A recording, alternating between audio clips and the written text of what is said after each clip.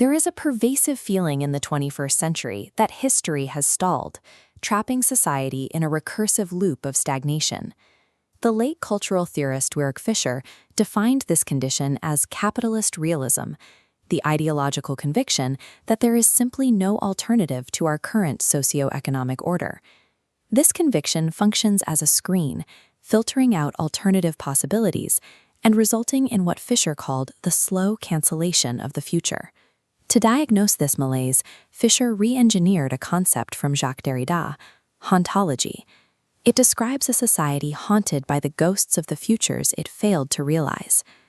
A rigorous theological analysis reveals that the structural dynamics of Fischer's lost futures map directly onto the eschatological visions of the Book of Revelation.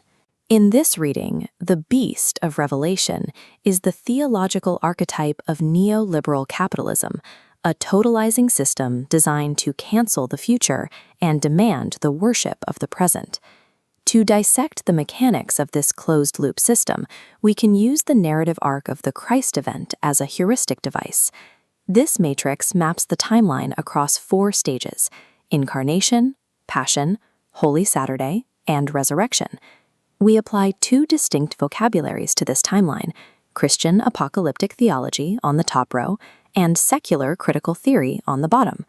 By mapping these fields step by step, we can locate the structural weaknesses in the modern simulacrum and identify exact where the logic of the closed loop breaks down. This diagram compares the divine incarnation, generating qualitative new life, with the beast's method. The beast doesn't create, it relies on mimicry and infinite accumulation. Its defining feature is a healed wound, surviving a deadly blow merely to prove its false immortality. This mirrors Fischer's definition of capitalist realism. The system maintains strict plasticity, absorbing catastrophic financial and environmental crises under the doctrine of too big to fail, and emerging as the only viable reality. While a true resurrection transcends death into a new mode of existence, the beast's recovery is mere resuscitation. It returns as a zombie, repeating the same mode of existence. This false reality requires an engine of mediation. The Johannine text introduces the false prophet to give breath to the image of the beast.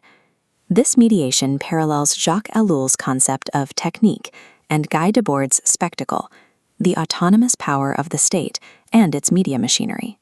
This living image provides a specific template for understanding modern artificial intelligence and algorithmic governance, systems that act with their own agency while appearing as human-made representations.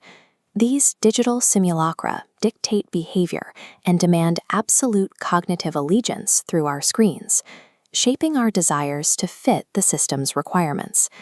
The capitalist system operates as a counterfeit incarnation, establishing a closed ontological loop that effectively exercises the possibility of any other world. Under the reign of this totalizing simulacrum, the lived experience of the individual becomes a distorted, meaningless passion. Fischer defines this condition as depressive hedonia. Rather than a lack of pleasure, it is a compulsive inability to do anything except pursue short-term stimulus. The subject experiences a state of reflexive impotence. They know the system is actively destroying them, yet they lack the energy to generate resistance. This modern paralysis maps directly onto the ancient monastic vice of acedia, a spiritual lethargy and an exhaustion with the good. The constant low-level engagement demanded by the technological image of the beast drives this exhaustion. This rapidly disconnects the subject from historical consciousness. The mark of the beast operates as an economic gatekeeping mechanism for survival. To receive it is to accept that one's right to exist is contingent on market integration. To refuse this mark is to accept social death. Those rejecting total subsumption into the market are rendered as ghosts, marginalized populations operating outside the system. The modern subject's existence is a crucifixion on the cross of digital connectivity and economic utility, suffering a passion without the hope of redemption. Between the death of the old world and the birth of the new lies Holy Saturday, the day of the tomb and the descent into the absolute limit of existence. The theologian Hans Urs von Balthasar interprets Holy Saturday as a descent into a hiatus, where the word is silent, signifying a passive solidarity with the dead. The absolute silence of this tomb stands in opposition to the frantic commercial noise the beast uses to hide the void of its own making. To break this noise, Fisher utilized the weird, tools of cognitive estrangement found in Lovecraftian cosmic horror. This grid contrasts the anthropocentric nature of the beast, which demands human worship to validate its power, against Lovecraft's outer gods.